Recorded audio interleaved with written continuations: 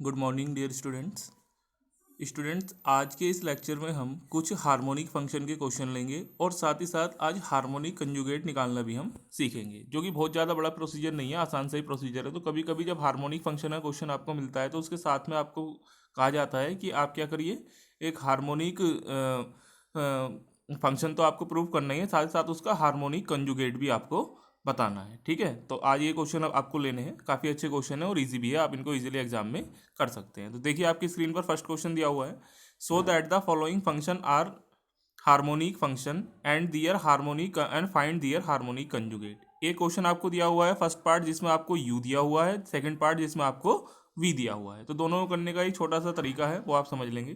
तो आपको पहले ही बताया गया था, अगर आपको किसी फंक्शन को हार्मोनिक बताना है तो आपको लाप्लास इक्वेशन को सेटिस्फाई कराकर उसमें दिखाना होता है। तो वो काम आप जानते हैं। लाप्लास इक्वेशन क्या होती है कि अगर u दिया हुआ है तो del two u over del x two plus del two u over del y two equal to zero. तो आइए लेते हैं पहला क्वेश्चन। जब आपने u को लिया, u आपके पास है आगे, जब आप del u over del x कर रहे हैं तो लोग एक्स को थोड़ी देर के लिए इसको आप एक्स मान लेते हैं, तो ये कितना हो गया 1/x। और जब एक्स स्क्वायर का आपने करा तो 2x आ गया, वाई का करा 2x हो गया, क्योंकि आप पार्शियल डिफरेंशिएशन एक्स में कर रहे हैं, तो आपको ये मिला। एक और बार इसका डिफरेंशिएशन करते हैं, तो चूंकि x न्यूमरेटर में भी है और x डिनोमिनेटर में भी है, तो न्यूमरेटर और डिनोमिनेटर वाला रूल आपने यहाँ पर लगाया, जो कि आप अच्छे से जानते हैं। तो आपको del two u over del x two यहाँ पर मिल गया। ऐसे ही आपने जब del u over del y निकाला, तो यू वाले फंक्शन का वाई में जब आप कर रहे हैं तो जैसा एक्स में किया था वहाँ पर सेम वाई में हो जाएगा, तो ये आपको मिल जाएगा। जब ऐसे ही आप इसका एक और बार वाई में करेंगे तो यहाँ पर न्यूमरेटर और डिनोमिनेटर रूल का यूज़ करके ये आपको मिल जाएगा। दोनों को आपने ऐड किया, del two u over del x two del two u over del y two, जब आप देख रहे हैं तो आपको क्या मिल रहा है, ये वाला टर्म इस वाले टर्म से ये कैंसिल होते जा रहे हैं और आपको क्या मिल गया है, जीरो। इसका मतलब यहाँ तक आपकी ये लाप्लास इक्वेशन सेटिस्फाई हो गई। तो लाप्लास इक्वेशन सेटिस्फाई हो रही है तो आप ये क्लियर हो गए हैं कि आपका फंक्शन क्या है, हार्मोनिक फंक्शन है। लेकिन आज आपको क्या करना है, हार्मोनिक कंजुगेट में निकालना है। तो यहाँ पर देखिए, ध्यान दीजिए इस वाले स्टेप में जिसको मैं हाईलाइट कर रहा हूँ।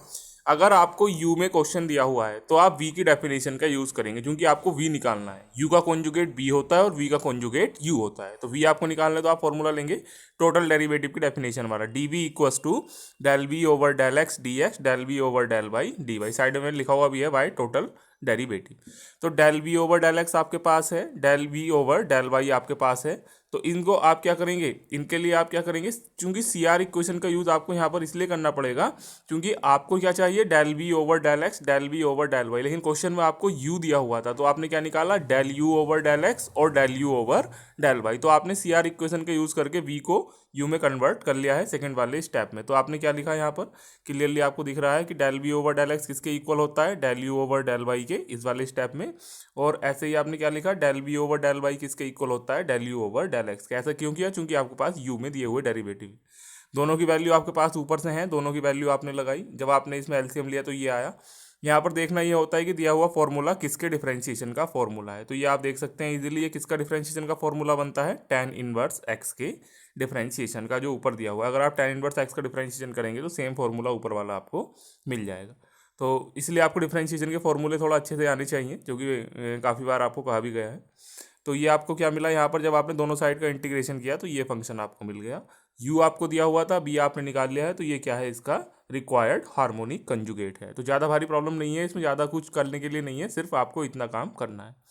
एक और क्वेश्चन देखते हैं इसी का सेकंड पार्ट। ये आपको क्या दिया हुआ है, इस बार सेकंड पार्ट में b आपको दिया हुआ है और इस बार क्या निकालना है, आपको u निकालना है। तो इस बार भी आप क्या करें, पहला काम तो लाप्लास इक्वेशन को ही सेटिस्फाई कराना है, क्योंकि हार्मोनिक दिखाना है। Del v over del x आपने निकाला, साइन हाइपरबोलिक एक्स का कोस हाइपरबोलिक एक्स होता है, वाई एज इट इज। एक और बार करा तो cos hyperbolic x sine hyperbolic x होता है, cos y as it is. Del v over del y कर रहे हैं तो क्या हो जाएगा हमारे पास, sine hyperbolic x as it is रहेगा, कोस वाई का साइन वाई माइनस का, यहाँ पर एक और वाई कर दिया तो साइन वाई का कोस वाई हो। दोनों को जब आप जोड़ के देख रहे हैं तो क्लियरली आपको दिख रहा है हार्मोनिक इक्वेशन हार्मोनिक कंडीशन को सेटिस्फाई कर रहा है, लाप्लास इक्वेशन को दोनों ही चीज़ें सेटिस्फाई कर रही है। तो यहाँ पर ये कोई बहुत बड़ा इशू नहीं है। आइए आगे बात करते हैं इसी कॉन्जुगेट की। तो इस बार आपको क्या निकालना है, बी दिया हुआ था, इस बार यू निकालना है। तो इस बार यू में आप टोटल डेरिवेटिव का फॉर्मूला लगा देते हैं, तो क्या मिल जाएगा, d u over del u over del x d x del u over del y, और साथ में कितना मिल गया आपको, डी वाई। अब यहाँ पर भी वही प्रॉब्लम क्योंकि क्वेश्चन में आपको दिया हुआ है v, तो v इसका मतलब आपने del v over del x निकाला है, del v over del y आपने निकाला है। दोनों को आपने CR इक्वेशन से चेंज कर लिया, ये आ गया, दोनों की वैल्यू आपने रखी, ये आ गई। इसके बाद आप इनको इस टाइप से रीअरेंज कर लेते हैं कि किसका फॉर्मूला बन जाए। जैसे आपने इसको इस टाइप से लिखा, माइनस कॉमन ले लिया, ये तो जब आप देख रहे हैं तो ये किसका डिफरेंशिएशन है, sine hyperbolic as it is sine y d x आपको दे रखा है, cos hyperbolic as it is cos y d y आपको दे रखा है। तो ये आपको क्या मिला है, differentiation of cos hyperbolic x और साइन वाई। क्योंकि जब आप कोस हाइपरबोलिक एक्स का करेंगे तो कितना हो जाएगा, sine hyperbolic x sine y as it is. Next term में जब आप कोस का करेंगे, कोस हाइपरबोलिक एक्स को एज इट इज रखेंगे, दूसरे का करेंगे तो साइन वाई का कोस वाई आपको दे रखा है। तो अपने फॉर्मूले को इजीली आप इसमें अरेंज कर लेते हैं बाद में देखकर, वो बहुत बड़ी बात नहीं है, बस थोड़ा सा आपको फॉर्मूले का ध्यान रखना है। तो ये दोनों साइड डी आ गए हैं, तो जब इसका इंटीग्रेशन करेंगे इधर का तो क्या आ जाएगा, यू आपके पास आ जाएगा। आइए और भी क्वेश्चन देख लेते हैं इसी के। ये क्वेश्चन आपको दिया हुआ है, so that the function u x y x की power 4 minus 6 x square y square plus y की power 4 is harmonic, also find the analytic function f z u x y plus i v x y. मतलब काम यहाँ पर आपको वही करना है, यू एक्स वाई आपको दे रखा है, तो इसका मतलब आपको क्या निकालना है, प्रूव करना है कि ये हार्मोनिक है। हार्मोनिक करने के बाद आपको क्या करना है, ये एनालिटिक फंक्शन बनाना है। तो इसका मतलब आपको v बनाना पड़ेगा। यहाँ पर भी u आपको ऑलरेडी दिया हुआ है, b आपको चाहिए, जिसको आप कैसे निकाल लेंगे वो आप जानते ही हैं। b निकालने के लिए आप क्या करेंगे, अब ये भी जैसा काम आपने ऊपर कराया, हार्मोनिक कॉन्जुगेट निकालेंगे, दोनों को जोड़कर लिख देंगे, तो आपका क्या आ जाएगा, एनालिटिक फंक्शन बन जाएगा। दोनों ही पार्ट में ऐसा ही कहा गया है, सेकंड पार्ट में भी यही कहा गया है, so that the function is harmonic also find the corresponding analytic function. दोनों सेम ही क्वेश्चन है, आप देख लीजिए दोनों का सोल्यूशन। फर्स्ट पार्ट को आप लेते हैं, तो ये आपने u लिया, तो आपको लाप्लास इक्वेशन सेटिस्फाई करानी है, del u over del x del two u over del x two. उसमें ज़्यादा बताने की जरूरत नहीं है डिफरेंशिएशन, अब आप अच्छा करने जानते हैं partial differentiation. Del u over del y निकाला, del two u over del y two, दोनों को ऐड किया तो क्या हो रहा है, जीरो आ रहा है। इसका मतलब हार्मोनिक फंक्शन है, लाप्लास इक्वेशन सेटिस्फाई। अब आपको क्या करना है, क्योंकि यहाँ पर एनालिटिक फंक्शन बनाना है, हार्मोनिक तो आपने बता दिया, तो v की जरूरत पड़ेगी। तो v के लिए आप क्या करते हैं, अब ये भी जैसे जो ऊपर क्वेश्चन दिए हुए थे उसमें आपने किया था, तो ये क्या निकाला, आपने डेफिनेशन लगाई टोटल डेरिवेटिव की b में, तो del v over del x d x del v over del y, और कितना हो गया, डी वाई हो गया। तो साथ ही साथ आपने इसको CR इक्वेशन से कन्वर्ट किया, वो करना ही पड़ेगा क्योंकि आपको del v over del x नहीं दिया हुआ है, del v over del y नहीं दिया हुआ है, CR इक्वेशन से आपने चेंज करा ये। तो CR इक्वेशन जब आप चेंज करते हो आपको ये मिलता है, ये मिलता है। इन टर्म्स को इस प्रकार से रीअरेंज करना है कि आपस में डिफरेंशिएशन बन जाए। तो आपने 12x square y d x 4x cube y के साथ में ये ले लिया, इसके साथ में ये ले लिया, तो आप इजीली देख पा रहे हैं पहला वाला जो टर्म है किसका डिफरेंशिएशन है, 4x क्यूब वाई का, और दूसरा वाला किसका है, 4x वाई क्यूब का।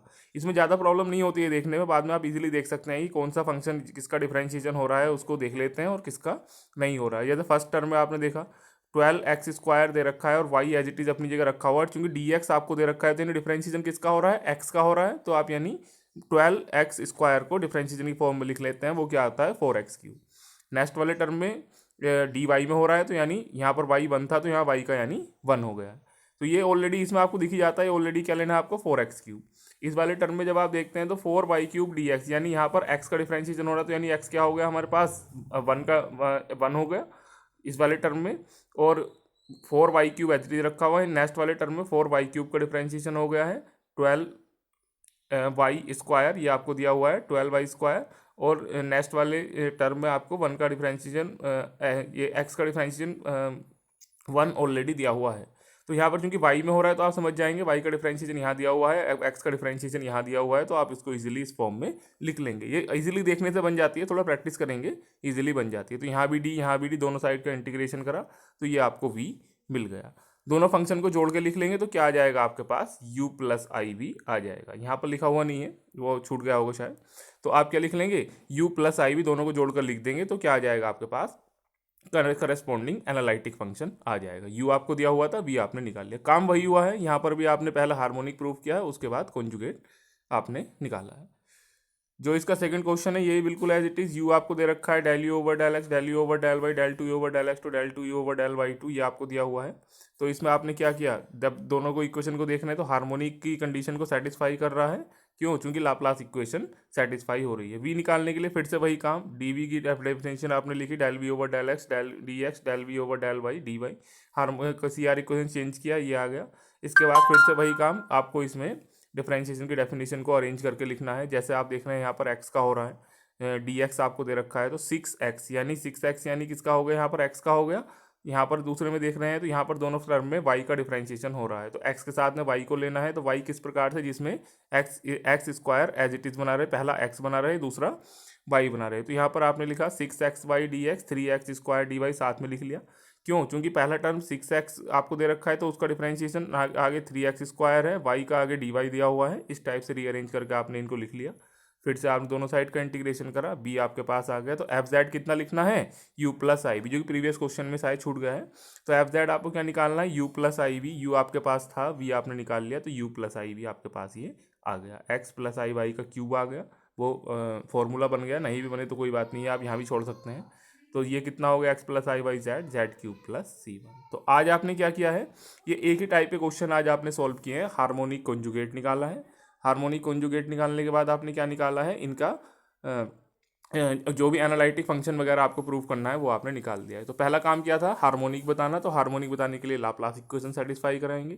u अगर दे रखा है तो हार्मोनिक कॉन्जुगेट b आपको निकालना है, डेरिवेटिव की, टोटल डेरिवेटिव की डेफिनेशन यूज कर कर, और CR इक्वेशन का यूज करके। b दे रखा है तो आपको u निकालना है, टोटल डेरिवेटिव की डेफिनेशन और CR इक्वेशन का यूज करके। और कहीं अगर एनालिटिक फंक्शन बनाने के लिए आ जाएगा तो जैसा आपने इस क्वेश्चन में लिखा है u प्लस आई वी की फॉर्म में जोड़कर आपको लिख देना है। तो आज के लेक्चर में यहीं तक रखते हैं।